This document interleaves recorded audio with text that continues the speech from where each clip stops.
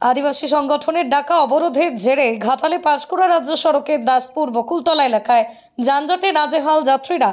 বর্ধমানের আদিবাসী নার্সিং পড়ুয়াকে ধর্ষণ করে খুন ও আরজি করের ঘটনার প্রতিবাদে দোষীদের কঠোর শাস্তির দাবিতে দাসপুর বকুলতলায় পথ অবরোধ ভারত জাকাত মাঝি পারগানা মহলের। আদিবাসী সংগঠনের এই অবরোধের জেরে ঘাটাল পাঁশকুড়া রাজ্য সড়ক বকুলতলা থেকে মেদিনীপুর অবরোধের জেরে তীব্র যানজটের সৃষ্টি হয়। ৪৫ মিনিট অবরোধের পর রাজ্য সড়কে যান চলাচল স্বাভাবিক করে দাসপুর থানার পুলিশ।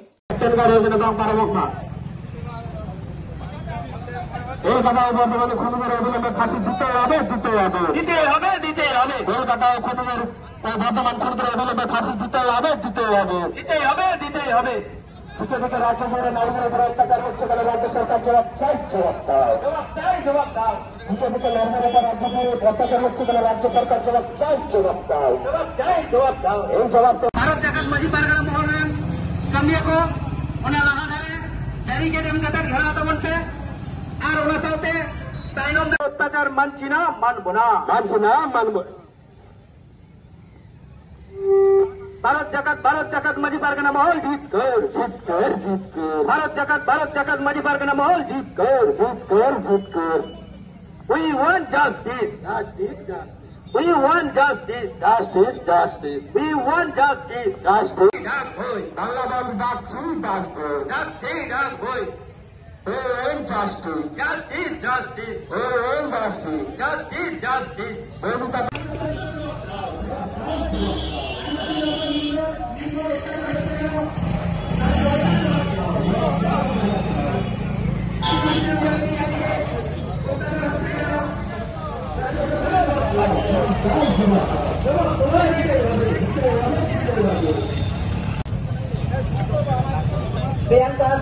और आरजीएफ हॉस्पिटल रहना जहाँ दुर्घटना होना जहाँ जीवन बैंकन आदिमपुरा सदगुण शहर के करवा भारत जगत जवाब तुम्हारे जीते হবে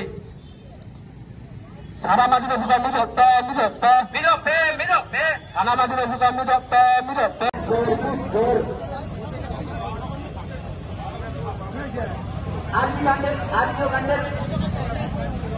অত্যাচারের অবিলম্বে গ্রেপ্তার করতে হবে। পূর্ব বর্ধমানের নামপুর চাপনা তোলার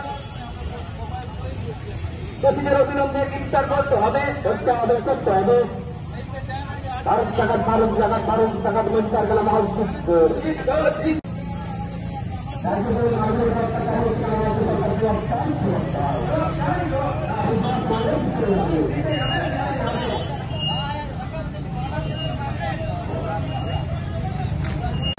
नामदूर चापना तोलार দোষীদের এখনো পর্যন্ত গ্রেপ্তার হল না গেলে জবাব দাও, জবাব তোমায় দিতেই হবে। আদিবাসীদের উপর নির্মম অত্যাচার হচ্ছে কেন? রাজ্য সরকার জবাব দাও, এদিকে বারে বারে আদিবাসীদের উপর অত্যাচার হচ্ছে কেন? পুলিশ প্রশাসন জবাব দাও, জবাব তোমায় দিতেই হবে।